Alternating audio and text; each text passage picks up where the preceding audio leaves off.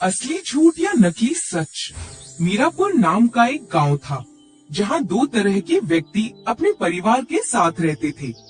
पहला व्यक्ति गांव का जमींदार था जिसका नाम भगवान दास होता है, जो सबकी नजर में सच्चा और ईमानदार था, लेकिन उसकी असलियत कुछ और ही थी।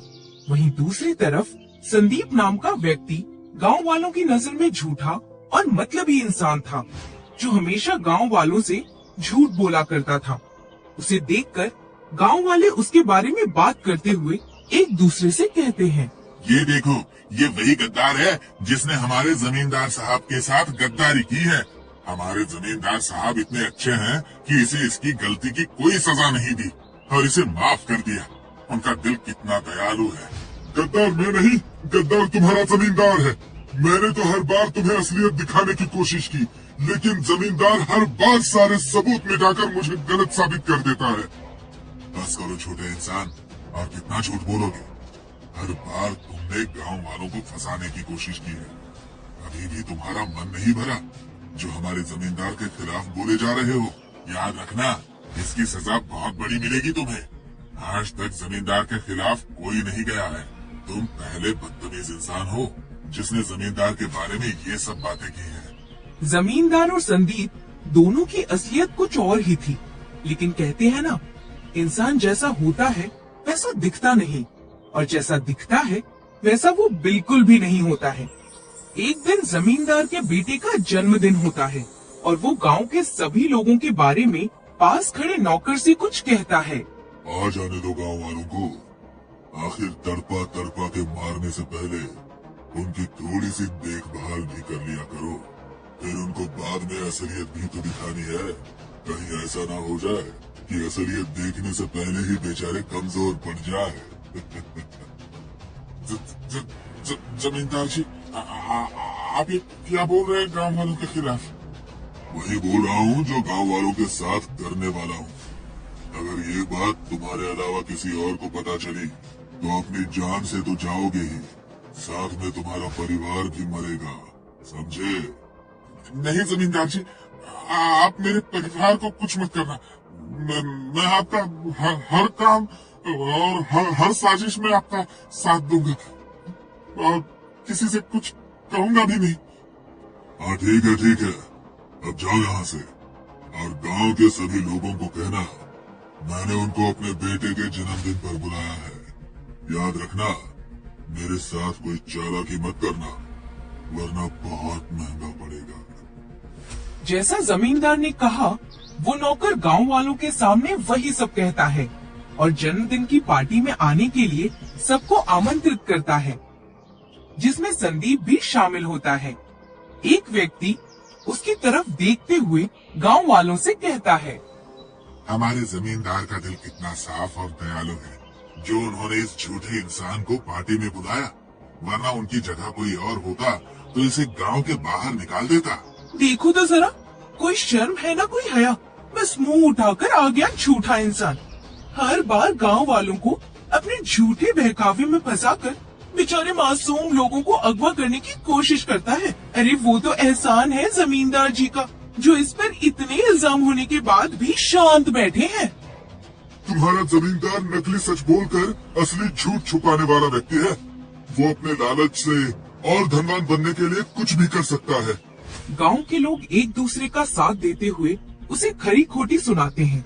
वहीं दूसरी तरफ जमींदार उनकी बातें सुनकर हंसने लगता है और संदीप को बुलाकर उससे कहता है, सब कुछ मेरे मन मुताबिक हो रहा है। जैसा मैं चाहता हूँ वैसा ही हो रहा है। गांव वालों को पागल बनाना कोई मुश्किल काम नहीं है, बस उनका विश्वास जीतना थोड़ा मुश्किल था और अब वो भी जीत लिया मैंने।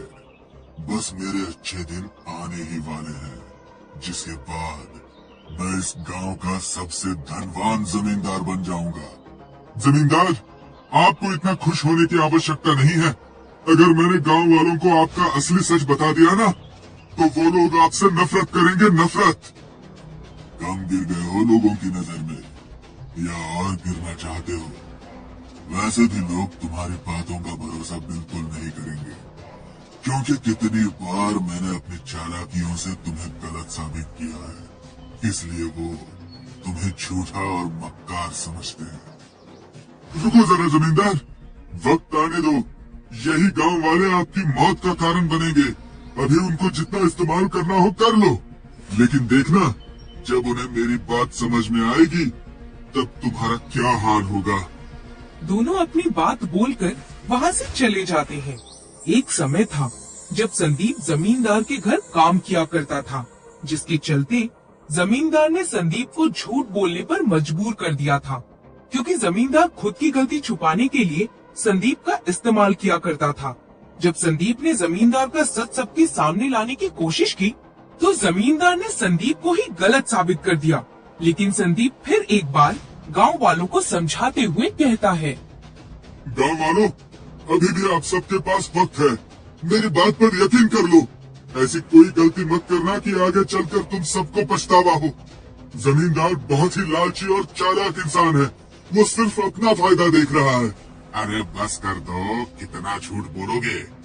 तुम्हें गांव के बाहर निकालने में हमें ज्यादा समय नहीं लगेगा। इसलिए अगर यहाँ रहना चाहते हो तो अपनी औकात में रहो, वरना चले जाओ यहाँ से। अरे गांव वालों, इसे तो गांव के बाहर ही निकाल देना चाहिए। वैसे भी ये गांव में बुराई फैला रहा है। हमारे जमींदार जी कभी हमारे साथ गलत नहीं करेंगे।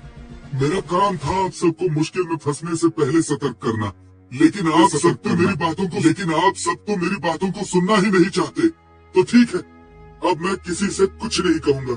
सच तो अब आप सबको वक्त ही बताएगा। जमींदार गांव वालों की नजर में एक ईमानदार और सच्चा इंसान बन गया था, लेकिन संदीप हर बार जमींदार की असलियत बताने की कोशिश करता था।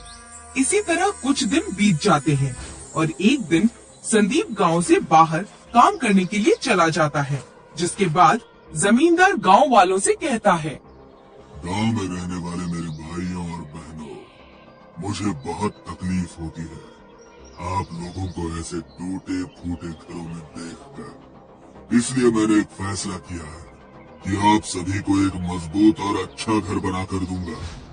अगर आप सबको मुझ पर विश्वास है, भरोसा है, तो आप सभी अपने घर और जमीन के दस्तावेज लाकर मुझे दीजिए, ताकि उसकी सहायता से मैं आपकी मदद कर सकूं। जमींदार जी, भगवान आपको खुश रखे। आप हमारे बारे में इतना सोचते हैं। अगर आपकी जगह कोई और होता तो वो कभी हमारे लिए ऐसा नहीं सोचता। आप सबसे अलग हो और हमारे मुश्किल वक्त में आप ही हमारी सहायता करते हो। जमींदार जी, हमें आप पर पूरा भरोसा है। आपने हमारे लिए बेहतर ही सोचा होगा। इसलिए हम सभी गांव वाले आपको अभी हमारे घर के सारे दस्तावेज ला कर दे दें। आप सबका बहुत बहुत धन्यवाद, जो आप सबने मुझे आज इतना प्यार और सम्मान दिया। मैं आप सभी को बहुत जल्द ही खुशखबरी सुनाऊंगा। आप बस थोड़ा इंतजार करो। वो दिन बहुत जल्द आएगा जिस दिन आप अपने नए घर में जाओगे, तब मेरा सपना पूरा हो जाएगा। जमींदार बातों बातों में चालाकी से गांव वालों को अपने जाल में फंसा लेता है। वहीं दूसरी ओर गांव वाले खुशी खुशी अपने घर, जमीन के सारे दस्तावेज जमींदार के पास जमा कर देते हैं और अपने अंगूठे के निशान भी लगा देते हैं, जिसके बाद जमींदार उनकी सारी जमीन खुद के नाम कर लेता है और गांव वालों को गांव से बाहर निकालने की धमकी देता है, जिसके चलते गांव का एक व्यक्ति जमींदार से कहता है, जमींदार जी, आपने तो हमारे साथ गद्दारी की है। काश कि हम संदीप की बातों का यकीन कर लेते तो आज हम पर यह नौबत नहीं आती। मैंने क्या गद्दारी की तुम लोगों के साथ? तुम लोगों ने तो खुद मुझे अपने घर के दस्तावेज ला कर दिए। और वैसे भी संदीप तुम सबसे सच बोल रहा था, लेकिन बेचारे के पास तुम सबको यकीन दिलाने के लिए कोई सबूत नहीं था, और जो थे वो सब मैंने मिटा दिए थे। जमींदार, धोखेबाज हो तुम। तुमने झूठ बोलकर हमें धोखे में रखा। सबकी बातें सुनकर जमींदार को गुस्सा आ जाता है और वो उस व्यक्ति को गांव से निकल जाने के लिए कहता है। वक्त के चलते धीरे धीरे करके जमींदार सबकी जमीन बेचने लगता है, जिससे उसके पास और भी पैसा आने लगता है। अगर गांव का कोई भी व्यक्ति अपने हक के लिए जमींदार से कुछ कहता तो जमींदार उसे सजा देकर गांव से बाहर निकाल देता। गांव की ऐसी हालत देखकर जमींदार नौकर से कहता है, देखा राजेश तुमने, अब मैं इतना धनवान हो गया हूँ कि अपनी मर्जी से इन लोगों को एक चुटकी में गांव से बाहर कर सकता हूँ। जमींदार जी, आप इन बेचारे गांव वालों के साथ बहुत बुरा सलूक कर रहे हैं। आप धनवान तो बन गए हैं, अब तो छोड़ दीजिए इन बेचारों पर जुल्म करना। गांव वालों के साथ मेरा परिवार भी आपके जुल्म की सजा भुगत रहा है जमींदार साहब। तो कौड़ी के नौकर, तुम होते कौन हो मुझसे ये सब कहने वाले? तुमने अपनी औकात देखी है?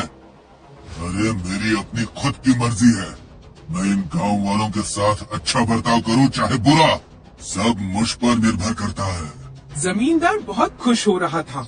वहीं दूसरी तरफ संदीप जब गांव आकर देखता है कि जमींदार ने गांव की पूरी जमीन जायदाद खुद के नाम कर ली है, तो वो तुरंत शहर जाकर जहां वो काम करता था वहां के वकील से गांव आने की विनती करते हुए कहता है, वकील मैडम, आप हर गरीब इंसान को न्याय दिलाती हैं, हमेशा सच्चाई का साथ देती है मैडम।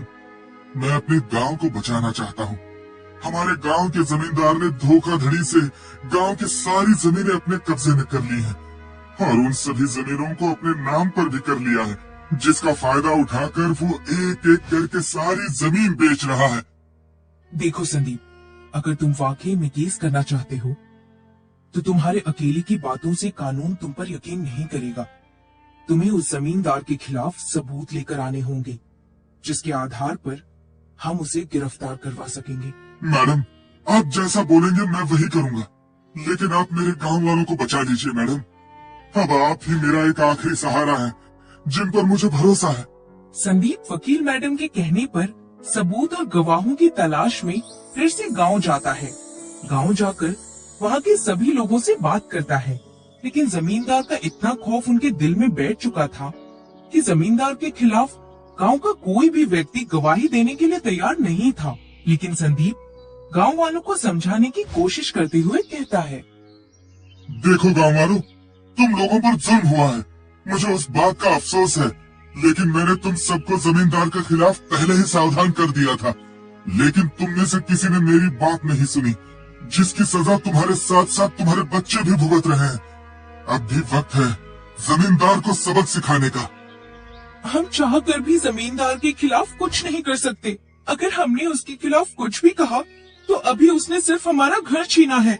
वक्त आने पर वो हमारे बच्चों को भी मार डालेगा, क्योंकि हमें अब उस पर बिल्कुल भी भरोसा नहीं है।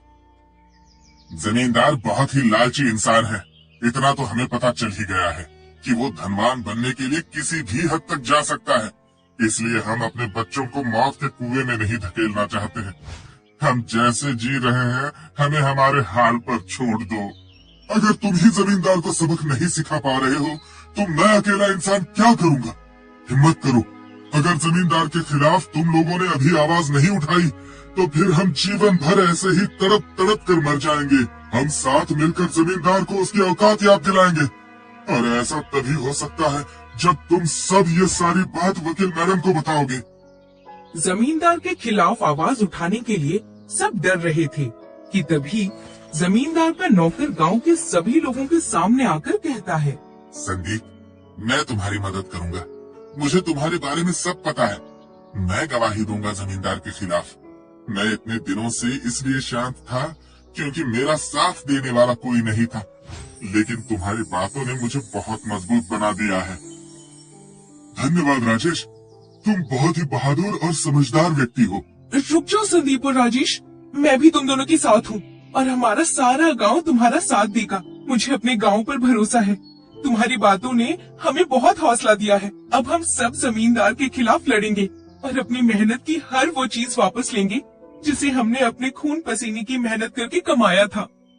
संदीप बिना वक्त गंवाए गांव वालों के साथ मिलकर जमींदार के खिलाफ केस कर देता है, जिसके चलते वकील गांव वालों का साथ देकर जमींदार के खिलाफ केस लड़कर कानून की मदद से जमींदार से सारी जमीन जायदाद वापस ले लेती है। गांव वाले खुश होते हुए वकील मैडम का धन्यवाद करते हैं कि तभी वकील मैडम गांव वालों से कहती है, अगर धन्यवाद करना ही है तो संदीप को कहो, क्योंकि आज उसी की वजह से आप सब जमींदार के जुल्मों से बाहर निकले हो। अगर संदीप नहीं होता तो आप कभी हिम्मत नहीं करते। जमींदार के जाने के बाद गांव में फिर से खुशहाली आने लगती है और सब आपस में एकता से रहने लगते हैं। इसी तरह जमींदार का असली सच और संदीप का नकली झूठ सबके समझ में आ जाता है, जिसके बाद गांव वाले सुकून शांति से रहकर अपना गुजारा करते हैं। कहानी से सीख। हमें इस कहानी से ये सीख मिलती है कि झूठ असली हो या नकली, एक न एक दिन सामने आ ही जाता है। इसीलिए व्यक्ति को हमेशा अपने जीवन में सच्चाई और ईमानदारी से रहना चाहिए।